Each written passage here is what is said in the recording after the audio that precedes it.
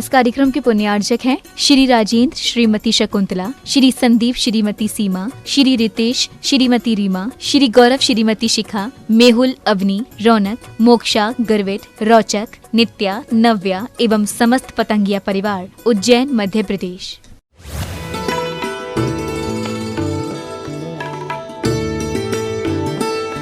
बनारसी जी, समय कोई परमात्मा निकाल कर नहीं देगा, न समय घड़ी से निकलकर तुमसे कहने आएगा कि मेरा थोड़ा सा उपयोग कर लो।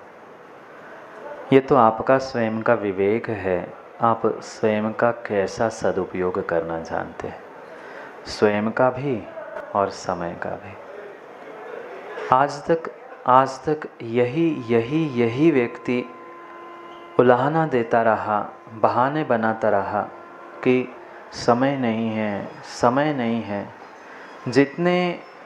जितने भगवान बने, जितने सिद्ध बने, जितने तीर्थंकर बने, क्या उनके काल में शरद पंडित जी दिन में 25 घंटे थे? क्या हफ्ते में 10 दिन थे कि महीने में 45 दिन थे? वही गणना थी, वही भले ही मिनट सेकंड आदि गणना में नहीं थे, पर समय उतना ही था। समय उतना ही था, घड़ी, घंटा, काल आदि समय उतना ही था, उनमें परिवर्तन नहीं था। उन्हीं 24 घंटों का, 7 दिनों का, 30 दिनों का उपयोग करते हुए, सदुपयोग करते हुए वे अपने आत्मा को परमात्मा बनाकर चले गए। और हम शायद बहिरात्मा से अंतरात्मा भी बन पाए कि नहीं बन पाए, कोई ठिकाना नहीं, कोई ठिकाना नहीं है, कोई ठिकाना नहीं है। वह एक सम्यक दृष्टि जो अंतरात्मा बनता है, एक जो सम्यक दृष्टि जो अंतरात्मा कहलाता है, उसकी भी तीनों प्रकार की शुद्धि होती है। तीनों प्रकार की शुद्धि होती है, आहार की भी शुद्धि होती है, विचार की भी शुद्धि होती है और व्यवहार की भी शुद्धि होती है। भले ही उसके पास अभी कोई चारित्र नहीं है, सम्यक चारित्र को उसने प्राप्त नहीं किया, पर फिर भी किस जीव के साथ कैसा व्यवहार करना है, कैसा बर्ताव करना है, इंसान को इंसान कैसे माना जाता है, इसका निर्णय उसके पास है, इसका निर्णय उसके पास है।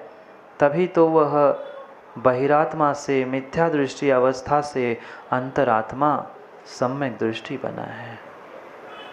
कम से कम हम बहिरात्मा पने को छोड़कर अंतरात्मा तो बने। यहाँ तो परमात्मा को नमस्कार करते हुए आचार्य भगवंत कुंद स्वामी हमें समझाने का प्रयास कर रहे हैं, नमिदूण, नमस्कार करके। किसको? आप लोग भी करते ना नमस्कार?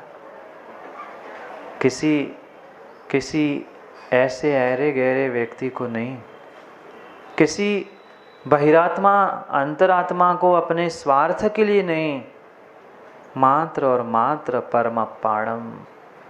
परमात्मा कौन? परमात्मा कोई 1, 2, 4 नहीं, जितने परमात्मा पद को प्राप्त कर चुके हैं, उन प्रत्येक परमात्मा को, चाहे वह सकल परमात्मा हो, चाहे वह निकल परमात्मा हो, चाहे अरहंत अवस्था में हो, चाहे सिद्धावस्था में हो, सभी परमात्मानम, सभी परमात्माओं को।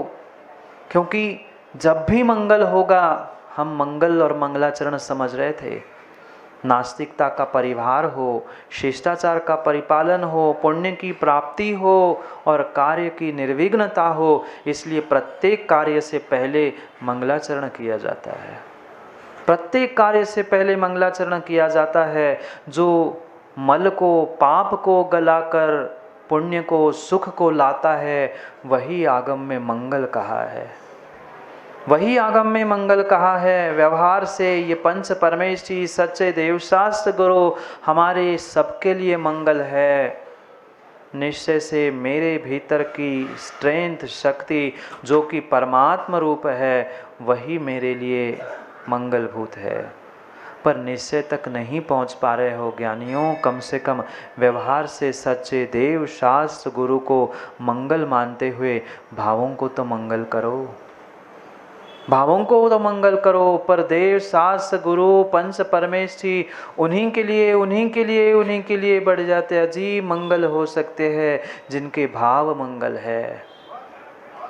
जिनके भाव ही मंगल नहीं है, वो मिथ्या दृष्टि कहेगा, अरे यार ये नंगा कहाँ से जा रहा है, ये कागजों को पूज रहा है, ये पत्थर को भगवान मान रहे हैं। भाव मंगल के अभाव में, भाव मंगल के अभाव में कोई मंगल होता ही नहीं। अभी बिलाला जी कह रहे थे मंगल कलश स्थापना, कहाँ है, खड़े हैं डैडी? मंगल कलश स्थापना, कलश तो मंगल द्रव्य मंगल होता ही है, पर साथ में भाव मंगल की आवश्यकता है, साथ में भाव मंगल की आवश्यकता है। जिसके भाव मंगल नहीं है वह कभी देव, शास्त्र, गुरु को देखकर हाथ नहीं जोड़ता। पर इसका अर्थ ये भी नहीं है, इसका अर्थ ये भी नहीं है कि प्रत्येक हाथ जोड़ने वाला भाव मंगल से युक्त हो। ऐसा भी है डोसी जी, ऐसा भी है, प्रत्येक व्यक्ति हाथ जोड़ने वाला भावों की मंगलता से युक्त हो जरूरी है। माँ दूसरों से नहीं, अपने आप से पूछो। कई बार हम भी, नमोस्त महाराज, भगवान को भी सैल्यूट मार के चले जाते हैं। नहीं, अभी भावों की मंगलता नहीं है, भावों की विशुद्धि नहीं है। इसीलिए तो कर्मों की निर्जरा जिस प्रकार से होनी चाहिए थी उस प्रकार से हो नहीं रही है। मंगलाचरण के लिए सबसे पहले भावों की मंगलता चाहिए। चाहे आप जिसे नमस्कार करे, देव, शास्त्र, गुरु, आचार, उपाध्याय, साधु, अरिहंत, सिद्ध, जिसको चाहे आप नमस्कार करे, पर नमस्कार शुद्धि पूर्वक चाहिए, क्रियाओं में शुद्धि चाहिए, भावों में भी शुद्धि चाहिए, तो ही कर्मों की निर्जरा संभव है। नहीं तो अनादि से जैसा शरीर का मात्र पुरुषार्थ करते आए हैं, नहीं करते माँ पुरुषार्थ, पूजा नहीं की, घंटों पूजा करते हैं, घंटों पूजा, महीनों के विधान कर ली, एक थाली से उठाई द्रव्य दूसरी थाली में स्वाहा। ऐसे ही करते ना, ऐसे ही करते हैं। बहुत आसान है शरीर का पुरुषार्थ कर लेना, बहुत आसान है शरीर का पुरुषार्थ कर लेना, उतना ही कठिन है भावों का पुरुषार्थ करना। भावों के पुरुषार्थ पर विचार करो कि शरीर से हमने शरीर पर शुद्ध वस्त्र पहने, शरीर शुद्धता, नहा धोकर तो पहुँचे, काय की तो शुद्धि थी, पर मन वचन फिर भी शुद्ध हो जाए, पर मन किसने देखा? मन की परिणति, मन के परिणाम किसने देखे? कोई दूसरा देखने और बताने आने वाला नहीं है। पंचम काल में कोई मन पर्यय अवधि ज्ञानी नहीं है। बहुत अच्छा हुआ, मैं तो कहता हूँ पंचम काल में कोई अवधि मन पर्यय ज्ञानी नहीं है। नहीं तो आज के जैसे जिनेन्द्र पंडित जी और शरद पंडित जी, वे कहाँ गए? संतोष पंडित जी पंचम काल के ऐसे जीव है, वे उनको भी कहते हैं इनका मन पर्यय ज्ञान झूठा है, मैंने ऐसा सोचा ही नहीं। बहुत अच्छा हुआ, पंचम काल में वे है ही नहीं, उनमें भी दोष लगाते। जब परमात्मा और गुरु पर दोष लगाने में, उंगली उठाने में आज के ज्ञानी विचार नहीं कर पा रहे हैं, फिर तो अवधि मन पर्यय और केवली होते तो उनसे भी लड़ने पहुंच जाते। आपके केवल ज्ञान में झूठ झलक रहा है, क्योंकि केवल ज्ञान दिखा सकते नहीं। केवल ज्ञान तो सुन ही सकते हो, दिखा तो सकते नहीं। ना मन पर्यय अवधि ज्ञान बताया जा सकता है। हम जैसे यहाँ महाराज के सामने बोलते, महाराज हम तो मन शुद्धि, वचन शुद्धि, भले ही काय की शुद्धि नहीं हो, पर बोलते तो झूठ ही है, सब उंडी हिला रहे हैं। पुण्य नहीं मिलने वाला। ति शुद्धेण, नमस्कार करके किसको? परमात्मा को, जिनेन्द्र भगवान को, परम अपाणम, जिनम एक नहीं, दो नहीं, तीन तीन विशेषण दे रहे हैं। मैं वर्धमान परमात्मा को, वर्धमान जिनेंद्र को नमस्कार करता हूँ। वड्ढमाणम, वड्ढमान यानी वर्धमान। वर्धमान मतलब हमने तो इतना ही रट के रखा है, वर्धमान मतलब वीर, सन्मति, महावीर। वर्धमान का अर्थ मात्र वर्धमान स्वामी नहीं है। वर्धमान का अर्थ मात्र वर्धमान नहीं है, जिनका चारित्र प्रतिपल वर्धमान होता है, ऐसे 24 तीर्थंकर वर्धमान हैं। मात्र महावीर, वीर, सन्मति ये वर्धमान नहीं है। वड्ढमाणम, वर्धमान जो तीर्थंकर भगवान होते हैं, उनका चारित्र वर्धमान यानी बढ़ता ही रहता है। अनेक प्रकार के चारित्र की परिभाषा आगम में की है, अनेक प्रकार का ज्ञान भी आगम में बताया है। हीयमान, वर्धमान, अवस्थित, अनवस्थित ज्ञान नहीं, चारित्र भी वर्धमान, हीयमान आदि होता है। तीर्थंकरों का चारित्र नियम से वर्धमान होता है। दीक्षा के उपरांत अगर उन्होंने पहली बार 2 दिन का उपवास किया, तो उसके जब भी आगे वे उपवास करेंगे तो 3, 4, 5 ऐसे बढ़ते बढ़ते ही उनकी तपस्या बढ़ती है। कभी वे पीछे मुड़कर आते ही नहीं। ये तो दृष्टांत में मात्र उपवास का कह रहा हूँ। प्रत्येक उनका चारित्र ऐसा ही हियमा वर्धमान होता रहता है, बढ़ता ही बढ़ता रहता है। उनकी भावों की विशुद्धि प्रतिपल प्रति समय प्रतिदिन बढ़ती ही बढ़ती रहती है। इसलिए उनका चारित्र वर्धमान होने से 24 तीर्थंकर वर्धमान है। छोटी सोच वाला तो यही समझेगा और यही अर्थ करेगा कि हम तो मात्र वर्धमान को मानते हैं, हम तो महावीर, हम शांतिनाथ, हम आदिनाथ, लड़ो और मरो।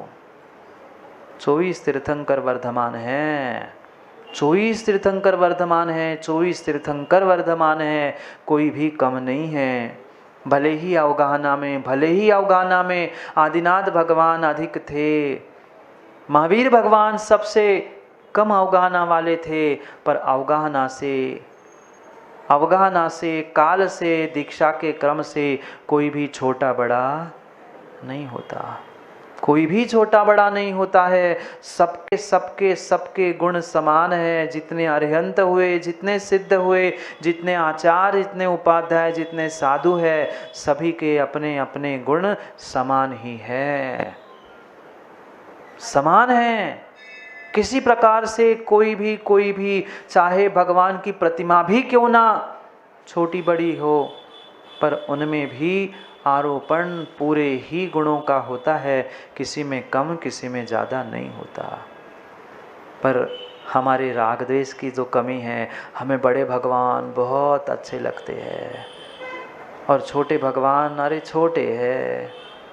कोई छोटा कोई बड़ा नहीं होता, कोई छोटा कोई बड़ा नहीं होता। चाहे भगवान हो चाहे गुरु हो, सभी समान होते हैं, सभी निर्ग्रंथ समान होते हैं। ये तुम्हारे भीतर की पंडित जी ग्रंथियाँ है, इसलिए आप छोटे महाराज और बड़े महाराज कहते हो। नहीं कहते माताओं? हमें तो बड़े ही महाराज को पढ़ाना है, छोटे महाराज कहाँ से आ गए? हम तो आचार्य भगवान को पढ़ाना चाहते थे, ये सुल्लभ जी कहाँ से टपक गए? ये नहीं सोच रहा है कि हमें कम से कम दान देने का सौभाग्य ही मिला है। चाहे उत्कृष्ट पात्र नहीं, मध्यम जगन्य कुछ तो मिला, इसकी खुशी नहीं है। पर उनके घर में क्यों पहले दिन गए, सो हम रो रहे हैं।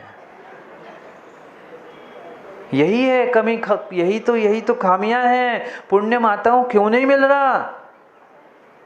हमें तो ये सोचना चाहिए कल कहीं तो हुए, निर्विघ्न हार हुए। पर ऐसे कितने सोचते हैं और कितनी बार सोचते हैं। अपना नहीं लगा है तो फिर भी सोच लेते हैं, पर अपना लगा और अपने को पड़गान नहीं मिले, फिर पूछना। दूसरों के घर में अच्छे आहार होने कितनी भावना भाई, और ये सोचते लौट आते तो अच्छा होता, कम से कम हमारा पुण्य से भर ही जाता। शुद्धेण कार्य करना है तो शुद्धि से करो। द्रव्य शुद्धि, काल शुद्धि, भाव शुद्धि, क्षेत्र शुद्धि, सभी शुद्धि के साथ ही कार्य करने की आवश्यकता है। और सब शुद्धि में, सब मंगल में सर्वश्रेष्ठ शुद्धि, सर्वश्रेष्ठ मंगल भावों की है। भावों की शुद्धि है। पर इसका मतलब ये भी नहीं है, इसका मतलब ये भी नहीं है पलाश कि महाराज हमारी तो भावों की शुद्धि है, शर्ट पैंट भले ही शुद्ध हो नहीं हो, हमारे हाथ से आहार लो ना। नहीं, पंचम काल के जीव है, कहे महाराज जी भाव शुद्ध है, भाव शुद्धि में हम शर्ट पैंट में भी पूजा कर सकते, शर्ट पैंट में अभिषेक कर लेंगे, शर्ट पैंट में आहार भी दे दो, ले लो, हम तो मन शुद्धि वचन शुद्धि। कहाँ लिखा है वस्त्र शुद्धि? भूल मत करना, भावों की शुद्धि के साथ द्रव्य क्षेत्र काल शुद्धि जरूरी है ही, जरूरी ही है। पर उनसे अगर कोई बहुत महत्वपूर्ण है तो भाव शुद्धि है। इनके साथ भाव शुद्धि की आवश्यकता है। 3 शुद्धियों का तो पालन द्रव्य क्षेत्र काल आदि तो कर लिया, आहार की भी कई बार शुद्धि कर ली हमने, पर अपने विचारों की कितनी शुद्धि है? क्या हमारी व्यवहारों में शुद्धता है? नहीं है, नहीं है, नहीं है, नहीं है। कैसे कैसे कैसे जीव और कैसे जीवों की परिणति है, कैसे जीवों की परिणति है, विचार करना। वह जहाँ भोजन की व्यवस्था है वहाँ तो एक साथ बैठकर अनिल नितिन जी एक थाली में खा लेंगे, पर ऐसी शत्रुता, एक वेदी पर दोनों एक थाली में पूजा, आप ही लोग बोलते हो, मैं तो पूछता हूँ। ऐसा नहीं है, ऐसा नहीं है कल्याण मंदिर, ऐसा ही है, ऐसा ही है, ऐसा ही है, ऐसा ही है।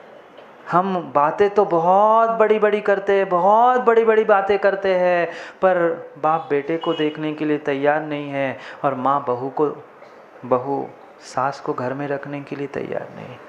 यहाँ फिर भगवान के सामने, गुरु के सामने आके कान पकड़ के कहते क्षमा करो भगवान, हमसे गलती हो गई, हमें डांटना नहीं था। अरे जिससे लड़के आए हो, जिससे झगड़ रहे हो, उससे तो क्षमा मांग नहीं रहे। भगवान क्या तुम्हें सॉरी के लिए आशीर्वाद देगा? हाँ, तुमने सॉरी बोल दिया, आशीर्वाद। हाँ, देवशास्त्र गुरु के साथ भी खेल तमाशे चल रहे हैं। गलती किसी के साथ करो, लट की किसी के सर दूसरे का फोड़ा, और भगवान से गुरु से प्रायश्चित मांगो, गुरु जी हम सर फोड़ के आए। गुरु जी क्या प्रायश्चित देंगे? अपनी स्वयं की परिणति तो सुधार लो, अपनी भावों की शुद्धि को तो प्राप्त करो, व्यवहार की शुद्धि को तो प्राप्त करो, तभी तो कुछ काम बनेगा। जिसने हमारे लिए जीवन दिया है, उन व्यक्तियों के बारे में तो सोचो। चाहे माता पिता हो या जिनके साथ रह रहे हो, उनके भी बारे में सोचो। भले ही व्यवहार से वे सब निमित्त है, स्वयं के पास बहुत शक्ति है।